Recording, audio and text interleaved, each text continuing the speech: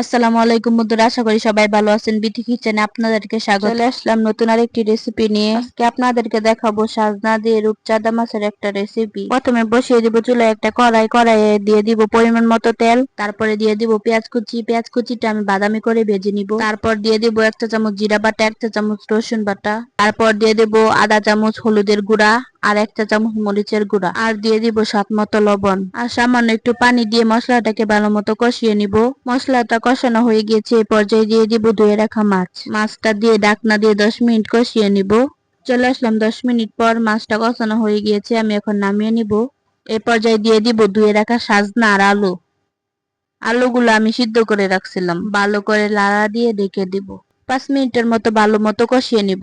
চলে আসলাম 5 মিনিট পর, এই পর্যায়ে আমি দিয়ে দিব পানি। পানি দিয়ে আমি ঢাকনা দিয়ে ঢেকে দিব। পানিটা ফুটে গিয়েছে, এই পর্যায়ে দিয়ে দিব মাছ।